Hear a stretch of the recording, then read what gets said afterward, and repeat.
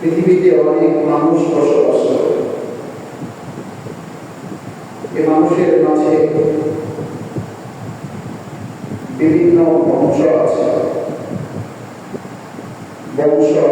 জাত আছে, বিভিন্ন গোত্র আছে, বহু ভাষার মানুষ আছে, বিভিন্ন রঙের মানুষ আছে। আল্লাহ রাব্বুল আলামিন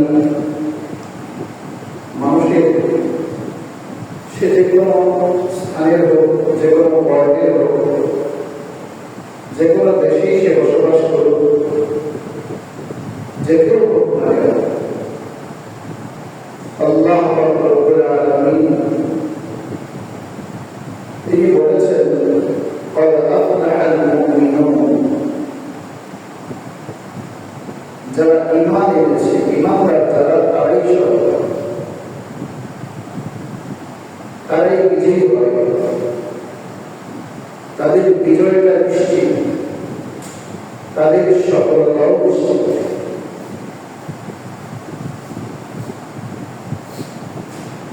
এখন আল্লাহ রাব্বুল আলামিন ঈমানদারদের বিজয়ের কথা বলেছেন, ঈমানদারদের সফলতার কথা বলেছেন, ঈমানদারদের সাফল্যের কথা বলেছেন, এবং এটাকে এভাবে বলেছেন নিশ্চিত, অবশ্যই, আফলাহা সফল, আল মুমিনুন যারা ঈমান এনেছে। মুমিনদেরকে সফলতার কথা বলা হয়েছে। এখন আমাদের দু চোখে আমরা সফলতার যে মানদণ্ড আমাদের কাছে আছে, আমরা যে দৃষ্টিকোণ থেকে যে মানদণ্ডের ভিত্তিতে আমরা সফলতা এবং ব্যর্থতা দুটাকে যাচাই করব। আসলে আমাদের দৃষ্টিকোণ থেকে আমরা যে মানদণ্ডকে দাঁড় করিয়েছি, এটা দিয়ে কি সফলতা ব্যর্থতা মাপটা কি, বা এটা দিয়ে কি ইমানের পরিচয়? কোরআন বলছে না। যে মানদণ্ড আল্লাহ রাব্বুল আলামিন দান করিয়েছেন, সফলতা এবং ব্যর্থতার মানদণ্ড যেটা আল্লাহ কর্তৃক নির্ধারিত, রাসূল কারীম সাল্লাল্লাহু আলাইহি ওয়াসাল্লাম আমাদেরকে যেটা জানিয়েছেন, হাদিসের মাধ্যমে আমরা যা জানি, সেই মানদণ্ডই হচ্ছে সফলতা এবং ব্যর্থতার মানদণ্ড। প্রথমত আমাদেরকে বুঝতে হবে মুমিন কাকে বলা হয়। আমরা মুমিনের পরিচয় না জানার কারণে সফলতার মানদণ্ড নির্ধারণ করতে পারবে না। প্রথমত আমাদের ঈমান এবং মুমিন কাকে বলা হয় এটা আগে জানতে হবে। মুমিনের একটা সংজ্ঞা আছে, একটা একাধিক সংজ্ঞা আছে, যেটা কোরআনুল কারীমের মধ্যে বিভিন্ন সূরাতে আল্লাহ রাব্বুল আলামিন মুমিনের পরিচয় দিয়েছেন। আল্লাহ রাব্বুল আলামিন বলেন, ইন্নামাল মুমিনুনা আল্লাযীনা ইযা যুকিরাল্লাহু ওয়াজিলাত কুলুবুহুম ইন্নামাল মুমিনুনা আল্লাযীনা ইযা যুকিরাল্লাহু ওয়াজিলাত কুলুবুহুম ওয়া ইযা তুলিয়াত আলাইহিম আয়াতুহু যাদাতুহুম ঈমানা। মুমিন কাকে বলা হয়? الذين إذا ذكر الله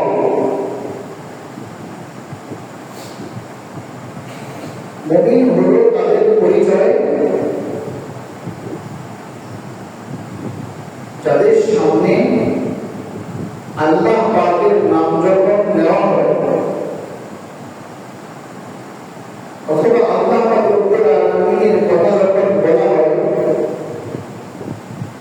অথবা আল্লাহ পাক রব্বুল আলামিনের নিদর্শনের কথা যখন বলা হয়, অথবা আল্লাহ পাক রব্বুল আলামিনের আহকামের কথা, বিধিবিধানের কথা যখন তার সামনে উচ্চারণ করা হয়, আলোচনা করা হয়, ওয়াজিলাত কুলুবুহুম, তখন তার হৃদয়টা কেঁপে ওঠে। অর্থাৎ এক ধরনের ভয় তার ভেতরে কাজ করে। ওয়াজিলাত কুলুবুহুম, মনের ভেতরের পরিবর্তন, হৃদয়ের নাড়া পড়ে। যদি তার সামনে বলা হয়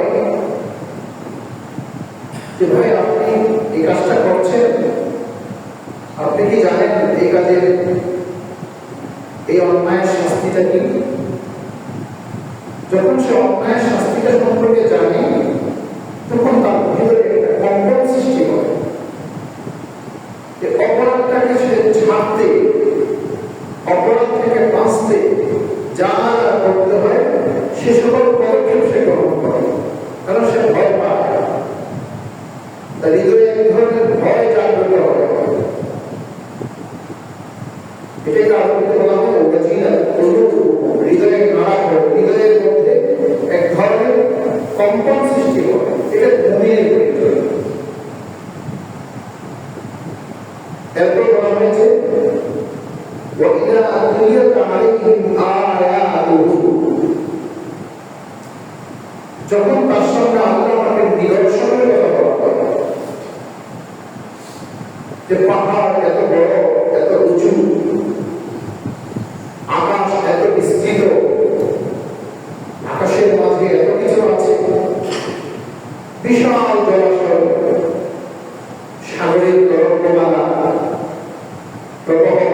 নদী, এই ঝর্ণা ধারা, বহু প্রজাতির পাখি, বিভিন্ন প্রাণী, এ সকল আলোচনা আল্লাহ পাকের সৃষ্টি নিয়ে, আল্লাহ পাকের নিদর্শন নিয়ে যখন কথা বলা হয়, যাদাতহু ঈমান, তখন তার ঈমান বেড়ে যায়।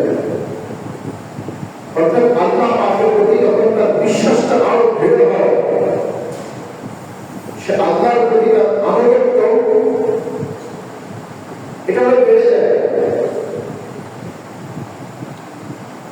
আল্লাহ পাক রব্বুল আলামিন এই আয়াতে মুমিনের পরিচয় এভাবে বলেন, যখন আল্লাহ পাকের বিধানের কথা বলা হয়, কোন আদেশ নিষেধের কথা আসে, তখন সে হৃদয়ের গভীরে তার একটা নাড়া করে, একটা ভয় পায়, একটা আতঙ্ক তার হৃদয়ের গভীরে কাজ করে, যে অপরাধটা তো করা যাবে না, আমার এই কাজটা তো অন্যায়, এই অন্যায় যদি সংগঠিত করি, পৃথিবীর কেউ হয়তো দেখবে না, কেউ জানবে না, কিন্তু আমাকে সর্বক্ষণ যিনি দেখেন, শোনেন, জানেন, সে আল্লাহ, তিনি তো আমার কাছে। আবার যখন আল্লাহকে নিদর্শনের কথা বলা হয়, তখন সে হয়ে যায়, তার ঈমানটা বৃদ্ধি পায়, বেড়ে যায়। وإذا تليت عليهم آياته زادتهم إيمانا, আল্লাহ বলেন যখন আয়াতের নিদর্শন সমাজের সাথে উপস্থাপন করবেন, তখন তার ঈমান হয়। وعلى ربهم يتوكلون, সর্ব অবস্থায় সে যে কোন পরিস্থিতিতেই থাকুক না কেন, সে কোনো বস্তু নির্ভর হয় না, সে আল্লাহ মাত্র উপর ভরসা করে, সে আল্লাহ মাত্র উপর ভরসা করে। وعلى ربهم, সে তার প্রতিপালকের উপর তাওয়াক্কুল করে ভরসা করে, কারণ তার হৃদয়ে বিশ্বাস করে আছে, যিনি আমাকে দুনিয়াতে পাঠিয়েছেন, আমার যেখানে যতটুকু প্রয়োজন সবটুকু তিনি সরবরাহ করবেন। প্রশ্ন আসতে পারে, তাহলে আমাদেরকে উপার্জন করবো না? আমাদের উপার্জনটা হচ্ছে আল্লাহ রাব্বুল আলামিন বলেছেন, এটা হলো তুমি তোমার করুণা, আল্লাহ পাকের করুণা কোথায় আছে সেটাকে অনুসন্ধান করো, অনুসন্ধান করো। আমাকে খুঁজতে বলা হয়েছে, এটা আল্লাহ পাকের করুণা, আল্লাহ পাকের রহমত, করুণা, দয়াকে আমাকে খুঁজতে বলা হয়েছে। আমার জন্য যেটা বরাদ্দটা আসলে, তবে সেটা আমাকে আল্লাহ পাকের রহমত, আল্লাহ পাকের করুণা, এটা আমাকে খুঁজতে বলা হয়েছে। সেটা তো আমরা বসে থাকতে পারি না। ব্যবসায়ী ব্যবসা করছে, চাকরিজীবী চাকরি করছে, যার যার পেশা দায়িত্ব পালন করছে। এটা এই জন্য নয় যে ব্যবসায়ী ব্যবসা করে সে তার জীবিকা নির্বাহ বা তার জীবনের প্রয়োজন মিটাবে, এটা নয়।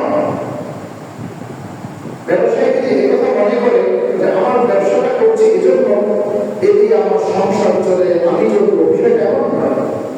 বিষয়টা হচ্ছে এই ব্যবসা আমাকে করতে বলা হয়েছে, আমাকে এই ব্যবসার মাধ্যমে আল্লাহ পাকের অনুগ্রহ খুঁজতে বলা হয়েছে। চাকরিজীবীকে বলা হচ্ছে যে তুমি তোমার চাকরি যথাযথ কর্মের মাধ্যমে আল্লাহ পাকের অনুগ্রহকে তুমি খুঁজো। অতএব ব্যবসার মাধ্যমে যে লাভ আমার আসবে, চাকরির মাধ্যমে যে বেতনটুকু আমার আসবে, অন্যান্য পেশার মাধ্যমে আমি যেটুকু পাবো, সেটা আল্লাহ পাকের অনুগ্রহ। এই অনুগ্রহের মাধ্যমে আল্লাহ আমাকে, আমার পরিবারকে, আমার পরিবারের সদস্যদেরকে পরিচালনা করে। এটা হলো ঈমানদারের বিশ্বাস। আর এই বিশ্বাসটুকু যার ভেতরে আছে, এইভাবে যে আল্লাহকে বিশ্বাস করে, তাকে বলা হয় মুমিন, তাকে বলা হয় মুমিন।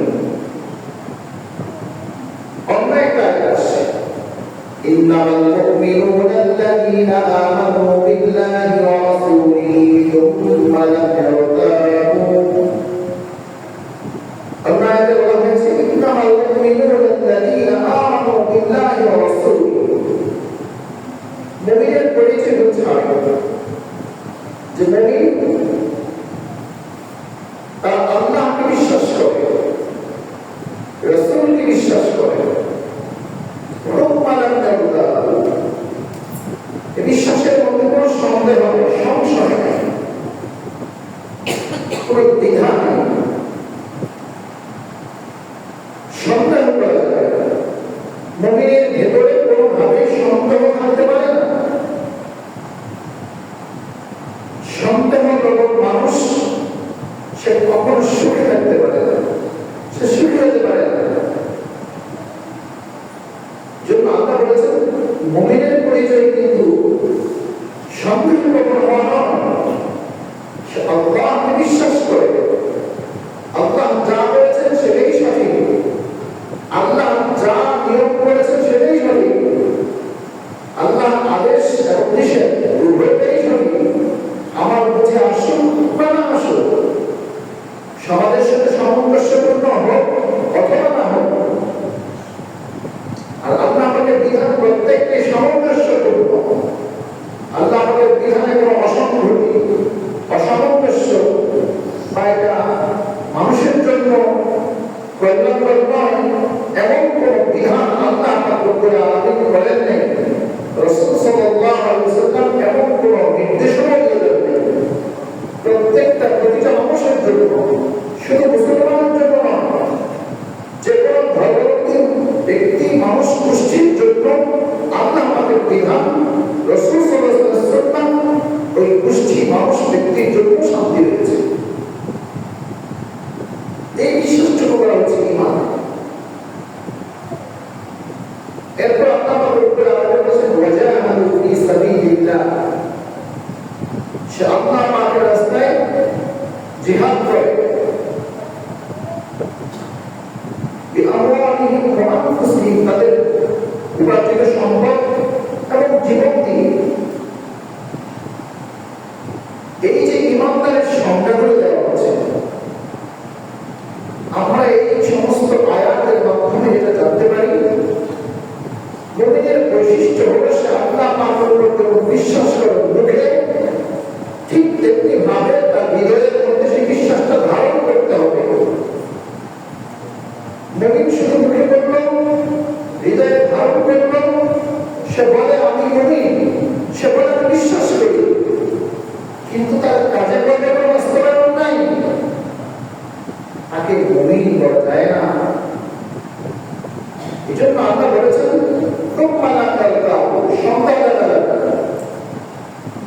আমার যদি বিশ্বাস হয় যে আল্লাহ রব্বুল আলামিন এক, তিনি অদ্বিতীয়, তিনি আখিরাতে আমার সমস্ত কাজকর্মকে আমার সামনে উপস্থাপন করবেন এবং আমার প্রত্যেকটা কাজে আমার প্রতিদান দিবেন। ভালো কাজের পুরস্কার দেওয়া হবে, মন্দ কাজের শাস্তি দেওয়া হবে।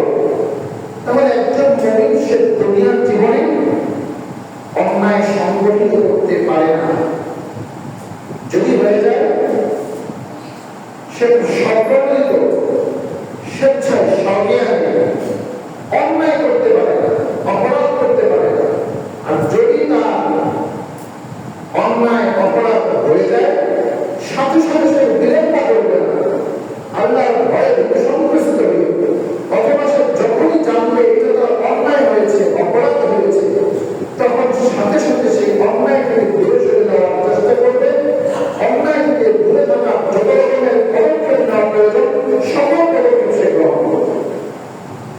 এটা হচ্ছে মুমিনের পরিচয়। দেখবেন একটা হাদিস সাহাবায়ে কেরামের জীবন ঘটেছে। আমরা তো মনে করি যে ভুল, দেখুন ভুল করে এটা মানুষের স্বভাব ভুল করা, সে ভুল করবে, তার ভুল হয়, কিন্তু ভুলের উপর যে স্থির থাকে, অপরাধের উপর যে স্থির থাকে, সেটা হলো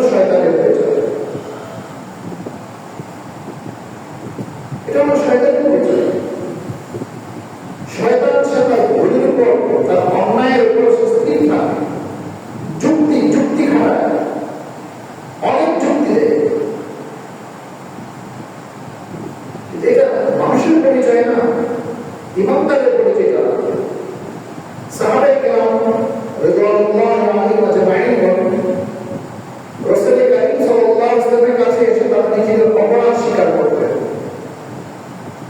এসে বলতেন, ইয়া রাসূলুল্লাহ, আমি অন্যায়টা করে ফেলেছি। রাসূল সাল্লাল্লাহু আলাইহি ওয়াসাল্লাম তাদেরকে শাস্তি দিতেন, তাদের উপর শাস্তি দেওয়া হতো। আর অপরাধটা যদি একমাত্র কেবলমাত্র ব্যক্তিকেন্দ্রিক হয়, তাকে নসিহত করতেন, তাকে বুঝাতেন, সংশোধন করতেন। যে সকল অপরাধগুলো ব্যক্তি থেকে আরেকটা ব্যক্তিকে ছড়ায় পড়ে বা সমাজকে কলুষিত করে, সমাজকে নষ্ট করে, এই সমস্ত অপরাধের শাস্তি দিতেন। বুখারী শরীফের হাদিসের মধ্যে আসছে, একজন সাহাবী এসে বললেন, ইয়া রাসূলুল্লাহ, যানাইতু ইয়া রাসূলুল্লাহ। সাহাবীটা এসে বলছে, আমি জিনা করেছি। রাসূল তখন একটা মুখটা ফিরিয়ে দিলেন, বাম দিকে ঘুরে গেলেন। উনি আরো বাম দিকে গিয়ে বললেন, যানাইতু ইয়া রাসূলুল্লাহ, আমি তো ব্যভিচার করে ফেলেছি, আমি তো জিনা করেছি। রাসূল আবার মুখটাকে ডান দিকে ঘুরিয়ে ফেললেন। সবার ডান পাশে এসে বলল, যানাইতু ইয়া রাসূলুল্লাহ, আমি তো জিনা করে ফেলেছি। দেখুন, ওই সাহাবীরা জানেন যে আমি যে অন্যায়টা করেছি, আমার দ্বারা যে অন্যায়টা সংঘটিত হয়েছে, এটা অপরাধ। এটা এমন অপরাধ যে অপরাধের ক্ষমা নাই। দুনিয়ার জীবনে যে শাস্তিটা আমার জন্য আছে, তার চাইতে জঘন্য এবং মর্মান্তিক শাস্তি হচ্ছে আখিরাতে। ওই সাহাবীরা অনুধাবন করতে পেরেছে যে আমার দুনিয়ার শাস্তি কার্যকর হোক। সে জীবনে মায়া করে নেয়, জীবনের কোনো করুণতা মায়াটা ছিল না। সে আল্লাহ পাকের বিধানের প্রতি এতটাই দৃঢ় বিশ্বাসের অধিকারী ছিল, সে রাসূল সাল্লাল্লাহু আলাইহি ওয়াসাল্লামের কাছে এসে স্বীকারোক্তি দিচ্ছে, আমি জিনা করেছি, আমার দ্বারা ব্যভিচার হয়েছে, আপনি আমাকে পবিত্র করে দিন। হাদিসে আসছে যে রাসূল কারীম সাল্লাল্লাহু আলাইহি ওয়াসাল্লাম তার কথা যখন শুনলেন, রাসূল সাল্লাল্লাহু আলাইহি ওয়াসাল্লাম আশ্চর্য হয়ে গেলেন। সে অন্যায়টা স্বীকার করেছে। তার স্বীকারোক্তি পাওয়ার পরে রাসূল আরো তার সম্পর্কে জানলেন। যখন তার অপরাধের স্বীকারোক্তিটা সামনে আসলো, রাসূল কারীম সাল্লাল্লাহু আলাইহি ওয়াসাল্লাম একটা সময়ের পর ওই সাহাবীর ব্যাপারে নির্দেশনা জারি করলেন যে তাকে কবর পর্যন্ত মাটিতে পুঁতে সবাই পাথর ছুঁড়ে থাকে, মৃত্যু হওয়া পর্যন্ত, সে তার মৃত্যু না হওয়া পর্যন্ত পাথর ছুঁড়ে থাকে, পাথর ছুঁড়তে থাকে। সাহাবায়ে পাথর ছুঁড়ছে। একজন সাহাবী ঘৃণা ভরে ঘৃণা করতেছে যে সে এমন কাজটা করত। রাসূল শুনলেন, শুনে খুব মনক্ষুণ্ণ হলেন, তাকে বললেন, শোনো, তার রক্তের ফোঁটা তোমার গায়ে লেগেছে বলে, একটা ব্যভিচারী রক্ত তোমার গায়ে লেগেছে বলে অপরাধটাকে ঘৃণা করছো। শোনো, এটা কোনো সাধারণ জিনিস না। সে শাস্তিটুকু মাথায় রেখে, তার শাস্তি হবে দুনিয়াতে, এটা সে মাথায় রেখে আমার কাছে এসে তার স্বীকারোক্তি দিয়েছে যে অপরাধ করেছে। এই অপরাধের শাস্তি দুনিয়ার জীবনে পেতে চায়, আখিরাতের মুক্তি আশায়। আখিরাতের মুক্তি আশায় সে দুনিয়ার শাস্তি পেতে চায়। আর সেই শাস্তি কার্যকর করা হচ্ছে তার ঈমান যদি তোমাদের সকলের মাঝে বন্টন করে দেওয়া হয়, তাহলে তোমাদের মজাদের জন্য যথেষ্ট হয়ে যাবে। মানুষ অপরাধ করবে, এটি স্বাভাবিক। এটা একজন ঈমানদার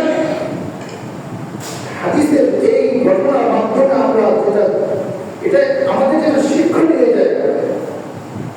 আমরা সবাই ঘটনা শুনি কিন্তু শিখি না। এখানে যে শিক্ষাটা আছে, অপরাধ হতেই পারে, অপরাধ হওয়াটা দূষণীয় নয়, এটা মনে রাখবেন।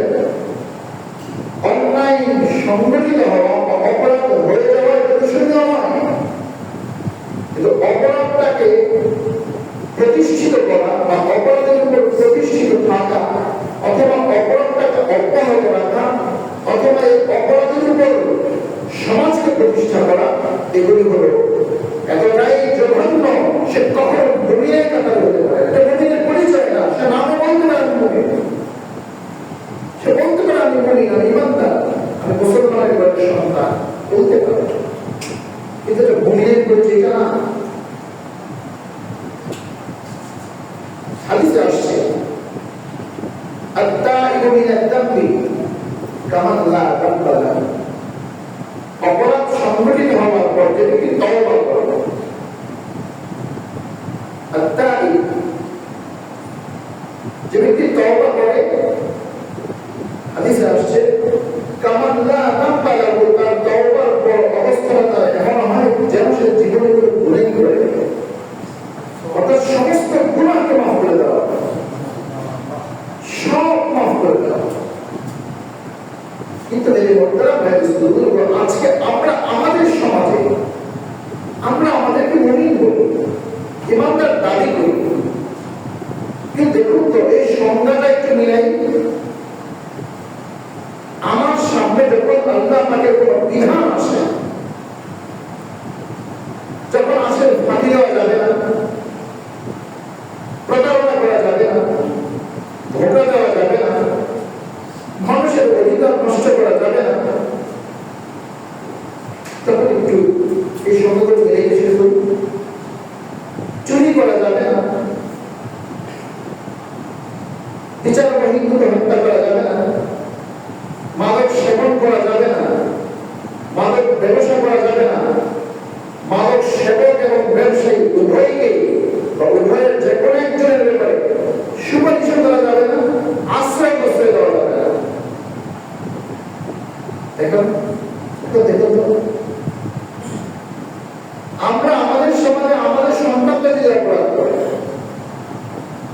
বাবাও জানে সন্তান অপরাধ করেছে, মাও জানে সন্তান অপরাধ করেছে,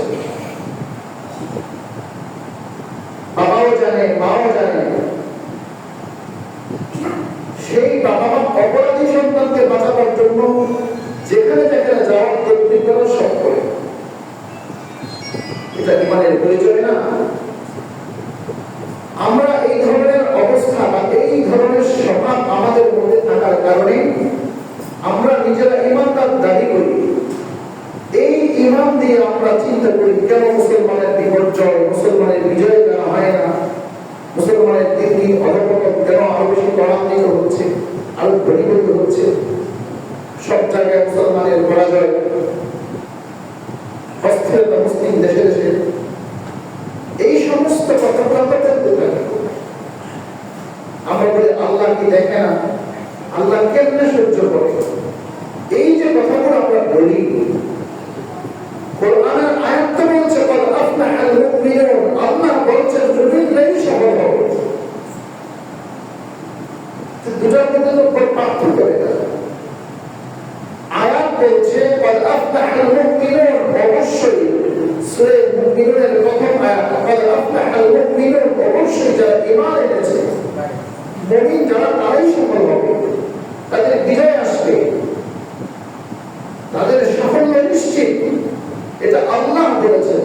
কিন্তু আমরা বিশ্বজুড়ে যা দেখছি, এই যে এখন দেখেন ফিলিস্তিন বলেন, লেবাননে বলেন, এই যে বিভিন্ন জায়গাতে হামলা হচ্ছে, বা আমাদের দেশে বলেন, অন্য দেশটাও কোনো কথা নেই, আমাদের দেশেই দেখেন এত মুসলিম অধ্যুষিত দেশ, এতগুলো মানুষ, আমরা মুসলমান 90% মানুষ মুসলমান, আমাদের এই অবস্থা কেন? আমাদের বিপর্যয়টা কেন? কারণ আমরা আদর্শবাদী মুসলমান। আল্লাহ পাকের সংজ্ঞায় বা রাসূলের সংজ্ঞায় যেটাকে মুমিন বলা হয়, সেই ঈমান আমাদের ভেতরে নেই। আমরা হচ্ছে বংশ পরম্পরায় মুসলিম অথবা আদর্শবাদী মুসলিম। প্রকৃত যে ঈমান, সেই ঈমান না থাকার কারণে মাটির উর্বরতা শক্তি থাকা সত্ত্বেও খাদ্যের অভাব নাই, বহু ধান বিভিন্ন শস্য উৎপাদন হচ্ছে, তবুও দ্রব্যমূল্য সাধারণ মানুষের হাতে নাগালের বাইরেই চলে যাচ্ছে। কিসের অভাব এই দেশে বলে? কিসের অভাব? সব আছে, এত শিক্ষিত, আগের যে শিক্ষার হার বেড়েছে। আগে মানুষ স্বাক্ষর করতে পারত না, নিরক্ষরতা দূরীকরণ এই প্রজেক্ট ছিল, এটাও করা হয়েছে। মানুষগুলো স্বাক্ষর করতে পারে, শিক্ষা আছে, মাটির উর্বরতা শক্তি আছে, সবই আছে, এখানে অভাব কেন হবে? আবার আমরা মুসলিম, আমাদের প্রাকৃতিক সম্পদের সমাহার, আমরা ইমানওয়ালা, এখানে তো এত সংকট, এত অভাব এগুলো থাকার কথা ছিল। এগুলো তো থাকার প্রশ্নই আসে না, অভাব তো আসার কথাই না। কিন্তু এটা কেমন হচ্ছে? কারণ আরেকটা হাদিসে আসছে, যখন মানুষ ইমানদাররা যখন সুস্পষ্ট ভাবে আল্লাহ পাকের বিধানের লঙ্ঘন করবে, মানুষ যখন মানুষের অধিকার নষ্ট করবে, আমরা দেখবেন গল্পের ছাড়া অনেক সময় বলি কি জানেন, জাপান এত উন্নত রাষ্ট্র বা বিভিন্ন রাষ্ট্রের উন্নত রাষ্ট্রের কথা বলি, সেখানকার নিয়ম শৃঙ্খলার কথা বলি, সেখানে আধুনিক প্রযুক্তির ব্যবহারের কথা বলি, সেখানে মানুষের আচার আচরণের কথা বলি, এগুলো বলে আমরা প্রশংসা করি। সেই দেশ কত ভালো, অথচ অমুসলিম দেশ, কত নিয়মানুবর্তিতা, রাস্তায় এক পাশ দিয়ে তারা চলে, তাদের এখানে চুরি হয় না, কিছুই হয় না, তারা কত ভালো মানুষ। এ ধরনের প্রশংসা আমরা করি। দেখুন, আমরা মহিলা হয়ে অমুসলিম, যেখানে অমুসলিমদের সংখ্যা বেশি, তাদের দেশের, তাদের কালচারের, তাদের আচার আচরণের চলাফেরার প্রশংসা আমরা করি। অথচ আমরা মুসলিম, আমরা প্রশংসা করছি তাদের। উচিত তো এটা তো হওয়ার কথা ছিল যে তারা মুসলিম রাষ্ট্রের, মুসলিম মানুষের, মুসলিম জাতির প্রশংসা। দেখো মুসলমানরা কত সুশৃঙ্খল, তারা কত সৎ, তারা কত ভালো, কত নিয়মানুবর্তিতা, তাদের মধ্যে দুর্নীতি নাই, তাদের মধ্যে সুশৃঙ্খল, সব মানুষ নিরাপদে আছে। এখানে মজার বিষয়টা হলো, যেটা আমাদের থাকার কথা ছিল সেটা তারা গ্রহণ করেছে, আর তাদের যেটা থাকার কথা ছিল সেটা আমরা গ্রহণ করেছি। এজন্যই আমরা ঈমান বলি, মুমিন বলি, আসলে আমাদের মধ্যে সে ঈমানও নাই, সে ঈমানদারিও নেই। হয়তো বিসমিল্লাহ বলেই আমরা দুর্নীতি শুরু করি, বিসমিল্লাহ বলেই যখন মিথ্যা শুরু হয়ে যায়, অনাচার শুরু হয়ে যায়, এটা যখন সমাজে হতে থাকে, সেই সমাজে কখনো আল্লাহ পাক রব্বুল আলামিন রক্ষণ করবেন না। এজন্য আজকে যে আয়াত আমি তেলাওয়াত করলাম, قد أفلح المؤمنون, মুমিনরাই সফল হবে। আয়াত সত্য, এই আয়াতটা সত্য।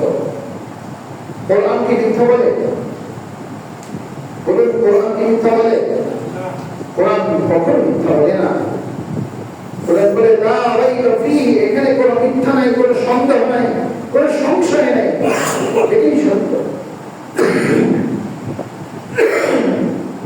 কোরআন সত্যটা বলেছে। আপনি আমি প্রকৃত মুমিন হতে পারি। আমাদের আচার আচরণে, আমাদের কথাবার্তায়, চলাফেরায় শুধু ধোঁকা, মিথ্যা, প্রতারণা, এবং আমরা আল্লাহকে ভয় পাই না, আল্লাহকে ভয় পাই না, আল্লাহর বিধানকে, এটা আমরা মনে করি আর কি।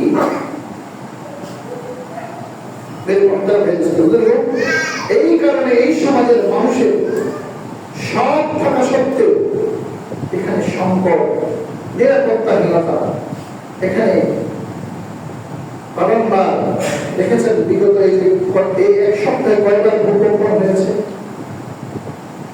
আমরা হয়তো এই দিকে গ্রহণ করতে পারি না, ঢাকা শহরে হয়েছে।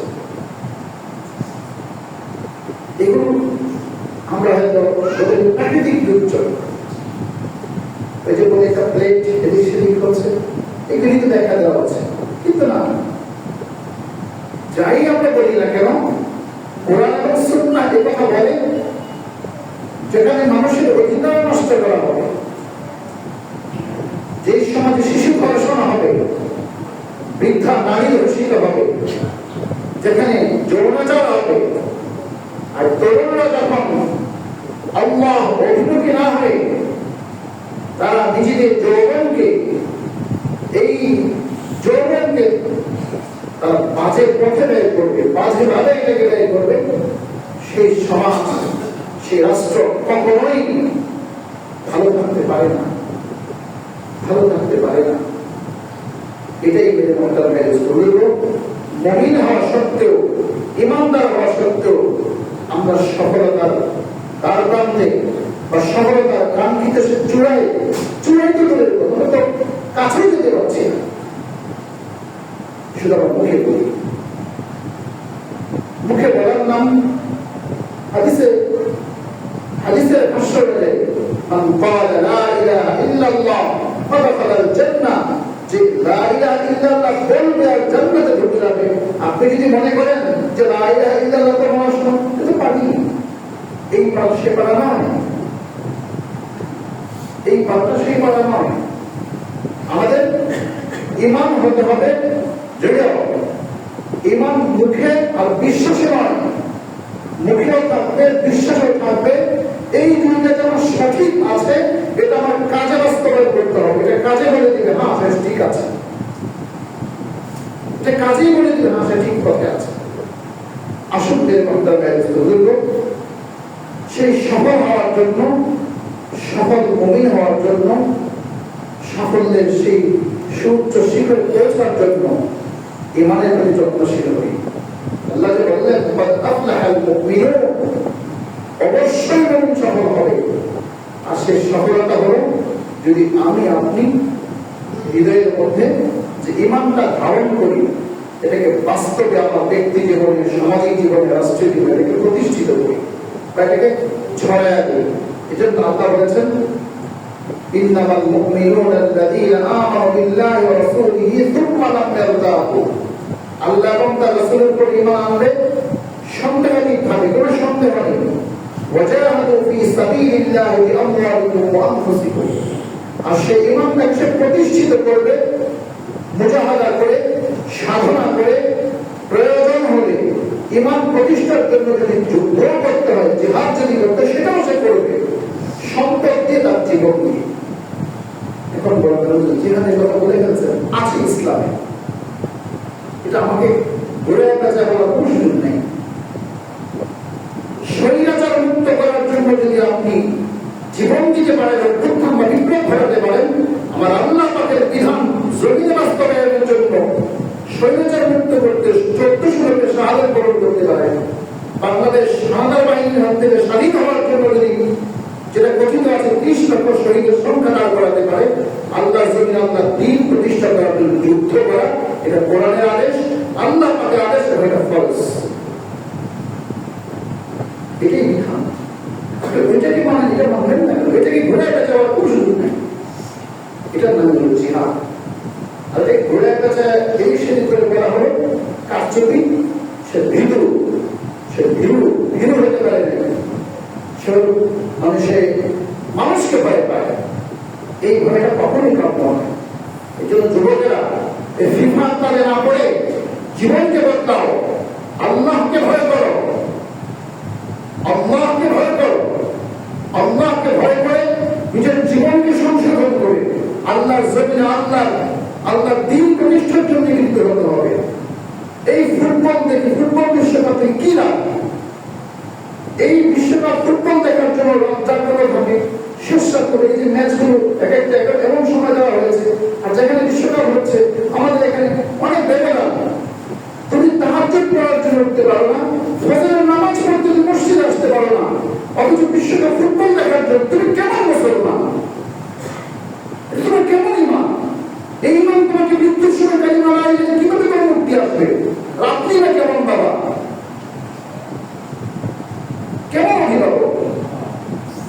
এটাতে কি লাভ আছে? না দুনিয়ার লাভ আছে, না আখিরাতের লাভ আছে। এগুলো কষ্টের বিষয়। সংক্ষেপে আরেকটা কথা বলে দেই, এই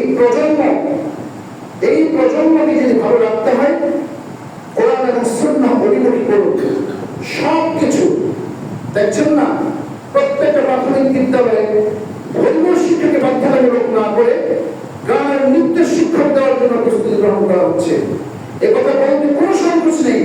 সব দিক থেকে এই প্রজন্মকে একদিকে বলা হচ্ছে পারিবারিক বন্ধন, সামাজিক অনাচার দূর করতে হবে, অন্যদিকে পাপের যে সমস্ত উৎস আছে, উপকরণ আছে, সবগুলোকে শিশুদের দিকে ঢুকে দেওয়ার প্রচেষ্টা করা হচ্ছে। রাষ্ট্রীয়ভাবে, সামাজিকভাবে এবং সাংস্কৃতিক মনোজ আছে, তারাও ভালো হবে কিভাবে সমাজ। এই প্রভাবের কোনো লাভ নাই। যে ভালো সমাজ গড়ে তুলতে চান, ভালো পরিবার যদি গড়ে তুলতে চান, ভালো প্রজন্ম যদি চান, কোরআন সুন্নাহের বিকল্প কিছুই নেই। আর কোরআন সুন্নাহ শুধু ওয়াজ করে হবে না, কোরআন সুন্নাহকে প্রতিষ্ঠা করতে হবে নিজের জীবন এবং মান উৎসর্গ করে। আল্লাহ আমাদেরকে সেই ইমানের অধিকার হওয়ার তৌফিক দান করুন। মা আলাইনা ইল্লাল বালাগ। কত কাছ থেকে করে